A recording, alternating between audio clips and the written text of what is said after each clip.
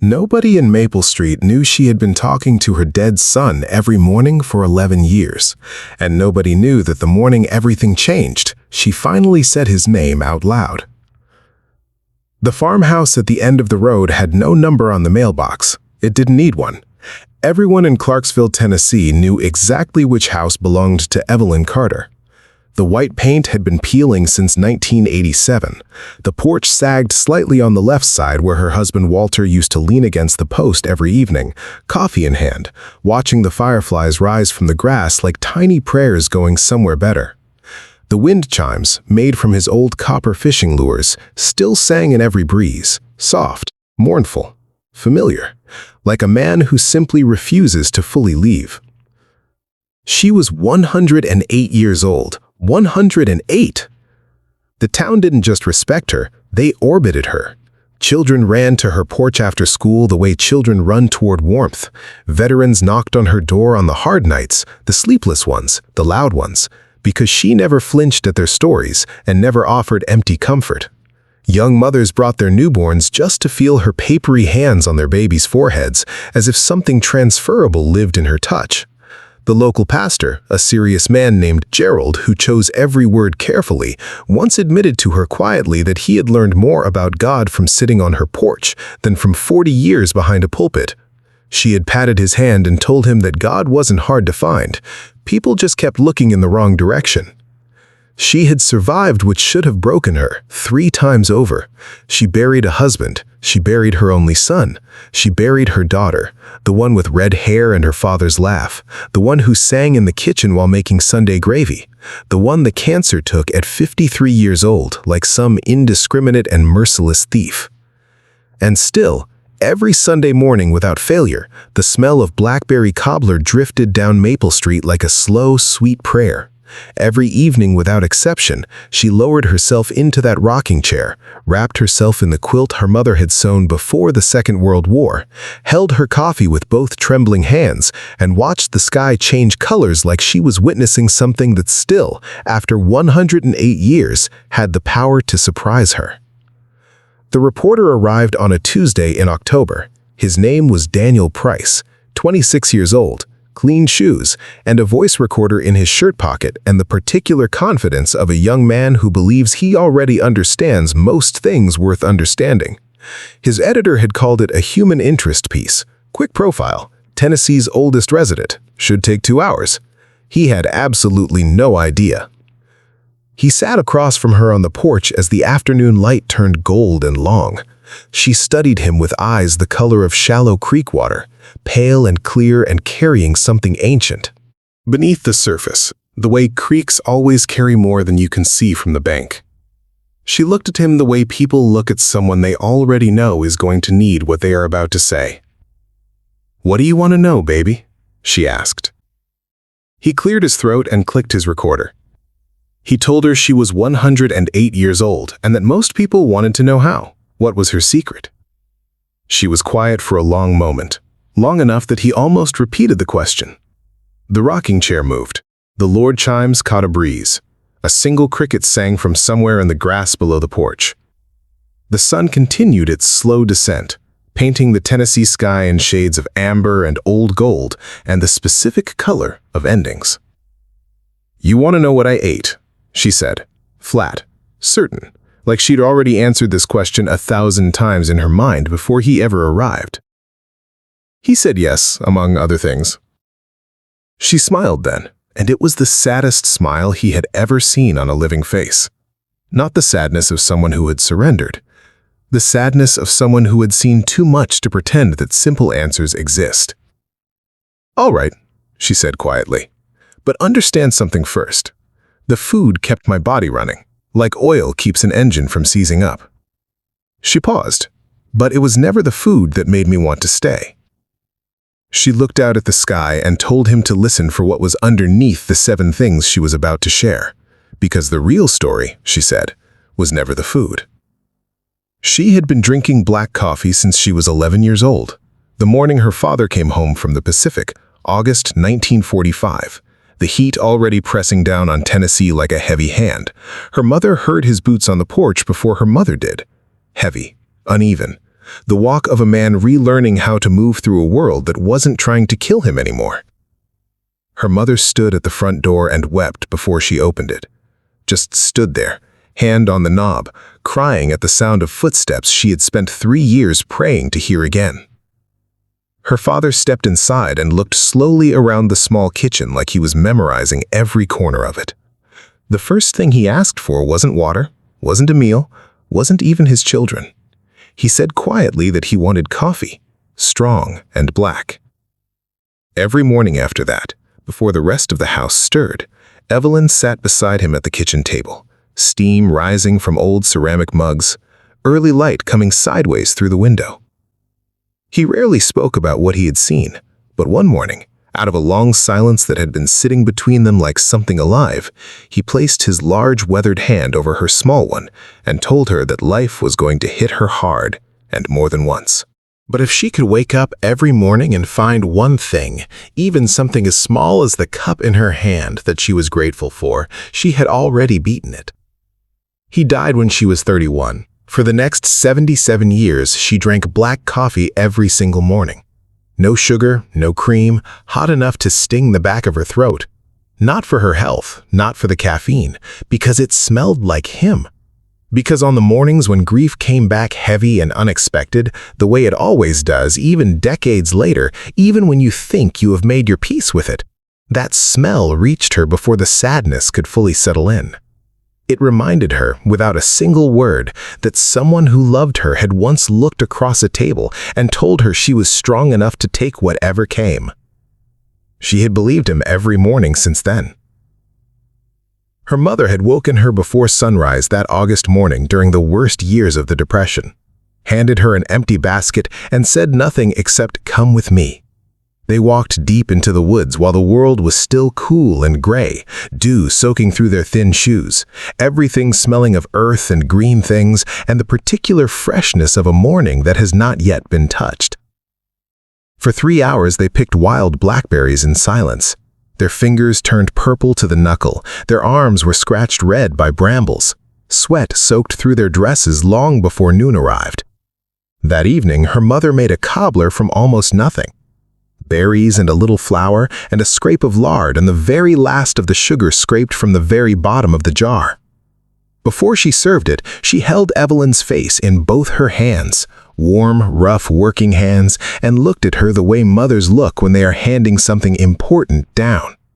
She told her that God hides sweetness in the hardest places and that she should never stop going to look for it. Evelyn ate berries every morning for the next 101 years. A small bowl beside her coffee. Simple as breathing, consistent as sunrise. Because she believed it completely and unreservedly that sweetness existed inside the worst seasons, and that the only real question was whether you were willing to walk into the difficult places and reach for it with both hands. Walter had loved fishing the way certain men love the one thing that finally makes them quiet inside. Every Friday before the light came up, he loaded his small wooden boat and disappeared onto the lake. He came back hours later smelling of water and morning air, wearing the expression of a man who had resolved something important, a string of trout or bass hanging from his hand. She grilled or fried whatever he brought, and they ate together in the kitchen while the night gathered slowly at the windows. One November evening, rain falling soft and steady outside, thunder rolling low across the distant hills like something thinking out loud, Walter set down his fork in the middle of the meal. He reached across the table and covered her hand with his, said nothing for a moment, just held it the way he held things he wanted to keep. Then, quietly, the way he said every important thing, he told her that if he went before her, and he might, he needed her to promise him something. "Don't just breathe," he said. "Live. There is a difference, and you know exactly what it is." She told him to stop talking foolish. He looked out at the rain and said nothing more. 3 months later, she woke in the night and reached across the bed, and the cold told her everything before her mind could form a single word. She did not enter the kitchen for 6 weeks. She moved through the house like a woman who had forgotten what rooms were built for. She forgot meals entirely. She sat in his rocking chair and stared at the lake from a distance and felt the specific, suffocating weight of a promise she did not know how to begin to keep. But 43 days after they put him in the ground, she stood up from that chair, walked to the kitchen, pulled the cast-iron skillet from the hook where it had hung untouched, and she cooked fish alone for the first time in 41 years of marriage. She cried from the moment the butter hit the pan to the moment she set the plate on the table, but she ate every single bite. Because grief does not respond to stillness. It only moves when you move. It only loosens when you force your hands back to the small, faithful work of living. Walter had asked her to live, not to survive, not to perform living for other people's comfort, to actually and deliberately and genuinely live. She was not going to break a promise to a dead man she still loved completely. When her children were small and money was tight, eggs answered most questions. Every morning she stood at the cast-iron skillet while country music played low on the kitchen radio, cracking eggs into butter while little feet thundered down the stairs toward the smell. Those mornings were ordinary. She had not known then, could not have known, how much she would one day ache for ordinary. Her daughter Margaret was diagnosed at 53. The cancer was aggressive and entirely uninterested in negotiation or mercy. Evelyn drove 4 hours every week to sit beside her hospital bed. She brought food Margaret couldn't eat. She told stories Margaret was too exhausted to fully follow. She held a hand that grew a little lighter with every visit, the way something does when it is slowly and quietly preparing to let go of everything it has been holding. Margaret died on a Wednesday morning in March. The trees had just barely begun to bud outside her window, as if the world had decided to be especially cruel about the timing.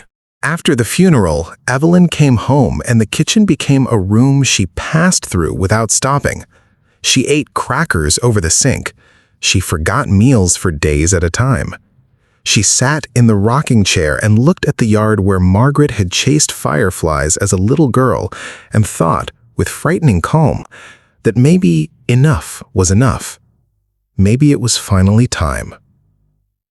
7 weeks later, Margaret's youngest daughter walked into the kitchen, Clara, 7 years old, red-haired like her mother, serious dark eyes like her great-grandmother.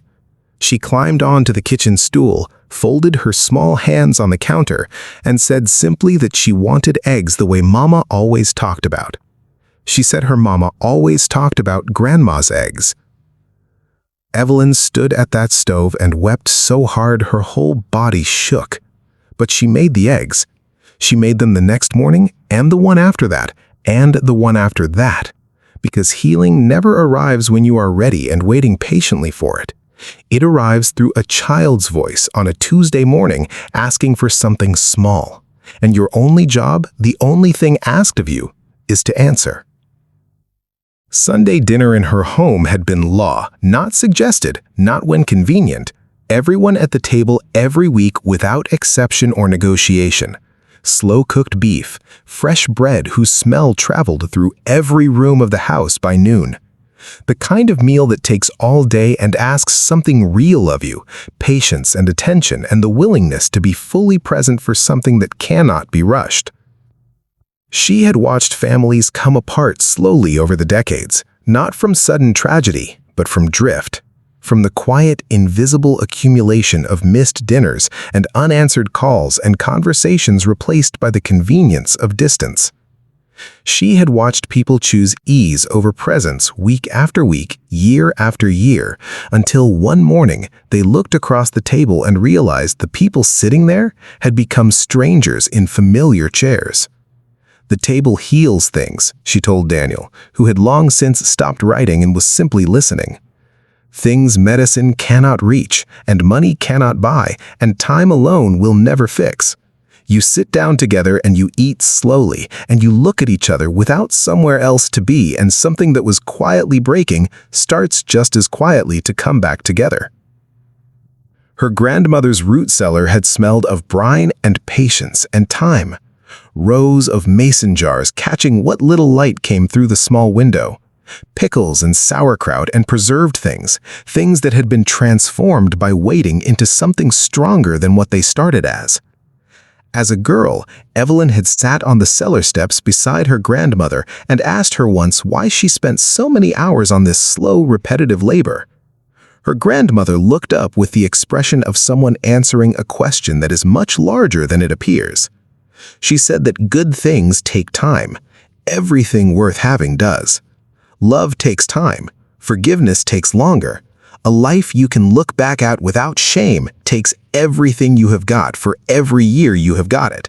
And you cannot rush any of it. The moment you try to rush it, you ruin it entirely. Evelyn thought about that answer for 96 years. She was still turning it over at 108, still finding new edges to it, still surprised by how much it contained. Every morning for 60 years, she stirred raw cacao powder into her black coffee, bitter and dark and earthy in a way that woke something up past the caffeine and past the ritual, all the way down to something older.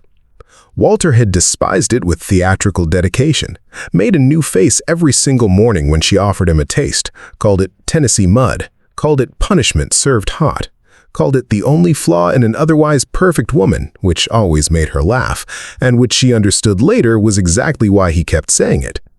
After he died, she made it the exact same way every single morning, not because of any health benefits she had read about, because it was the one small argument she had won every morning of their marriage, and winning it alone still felt in some way she could never fully explain, like a conversation still continuing. Like love, when it is deep enough and real enough, does not fully stop just because one person is no longer sitting across the table. The sun had gone below the tree line by the time she finished. The sky had deepened to the color of a bruise, slowly healing, purple and blue and a thin, trembling line of gold at the very edge of the world. Daniel Price sat across from her with a notebook full of words and eyes full of something that had no name in journalism school. He had come for a feature story and found something else entirely, something he would spend years trying to explain to people who asked what had changed him. She looked at him steadily across the dimming porch. "Now you know what I ate," she said. "You want the real secret?" He nodded. He could not quite locate his voice. She pressed her open hand flat against her chest, over her heart, the gesture of someone making a vow or honoring one already made. "Every morning I woke up, even the mornings I didn't want to, and there were far more of those than you would guess. I found one reason, one person who still needed something from me, one thing left unfinished, one sunrise I hadn't seen yet." She paused and let it sit in the air between them. "That's it. That is the entire secret. A reason. Every single day, no matter how small, a reason." She looked out at the darkening yard. Bitterness ages a person faster than sugar ever could. And loneliness, real loneliness, the kind that grows from choosing comfort over the hard work of staying close to people, that destroys more hearts than any food ever made. She turned back to him. Her eyes were dry. She had done her crying across many decades in private and had nothing left to perform for anyone. The body needs food. The soul needs a reason. You find that reason every morning and you hold on to it, even when it's small, especially when it's small, and you will live long enough to surprise yourself. Daniel stood to leave. He reached down to shake her hand. She took it and held it. Small hand, warm, surprisingly strong. She pulled him just slightly closer and spoke quietly, the way people speak when they are finally releasing something they have carried alone for a very long time. "My son's name was Thomas," she said. He went completely still. "I haven't said it out loud in 11 years, not because I forgot him, because every time I tried, it hurt so much I couldn't breathe right for the rest of the day. So I stopped. I told myself I was protecting myself." She paused. "But this morning, before you came, I walked out into that yard and I said his name out loud for the first time in 11 years. I said, 'Thomas, I miss you. I'm sorry I let the pain make me go quiet.'" She released his hand. "Say the names," she told him, "of everyone you have loved and lost. Don't let grief make you a coward out of you. Silence doesn't protect you from the pain. It only keeps you from healing."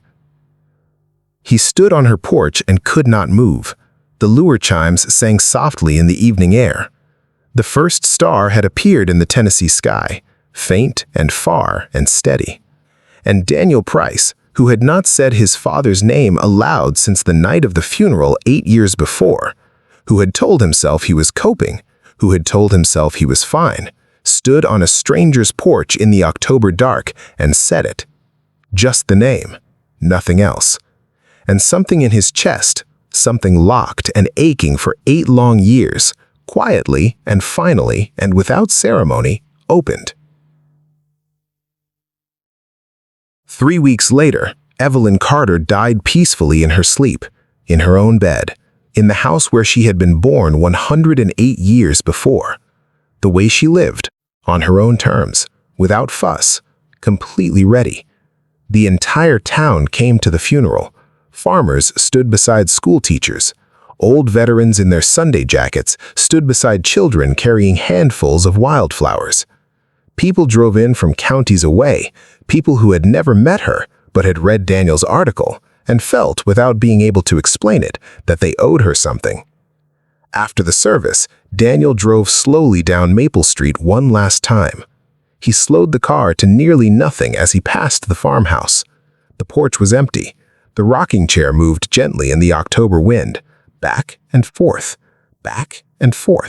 as though someone had just risen from it and stepped inside for a moment and would be right back out. On the small table beside the chair sat a ceramic mug, black coffee, half finished, still faintly warm in the cold morning air, as if she had set it down only moments ago and had every intention of returning to it. He sat in his car for a long time. He did not try to stop the tears because she had told him there was no good reason to. Then he took out his phone and called his mother, whom he had not called in almost a month, whom he kept meaning to call, whom he always told himself he would call when things slowed down. She answered on the second ring. Her voice carried the specific, quiet relief of a woman who had been waiting longer than she would ever say. "Daniel," she said. "Mom," he said, "I just want to talk. I don't need anything, I just want to hear your voice." Some people don't leave when they die. They stay in the smell of black coffee on a cold morning, in a recipe carried from hand to hand across 100 years, in the lesson you drive home with and live differently because of, in ways you cannot always name but can always feel.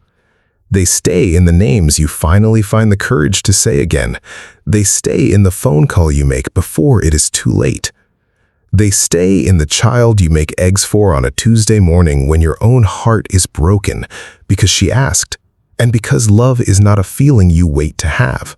It is a choice you make with your hands while the butter melts and the tears fall and the morning comes anyway. That is what 108 years looks like when every single one of them is lived on purpose. Not just a long life, a life that refuses completely and stubbornly and beautifully to stop mattering after it ends. If this story reached something inside you, if it made you think of someone you love, someone you have lost, someone you have not called in far too long, do not scroll past that feeling. That feeling is the entire point. Subscribe to the 11th Hour's Last Words, because every single week we bring you the stories of people the world almost forgot. The ones who lived quietly and sacrificed without applause and left the rest of us richer for having known them. And before you go, leave a name in the comments. Just a name. Someone you miss. Someone you love. Say it out loud right now. Miss Evelyn would have wanted you to.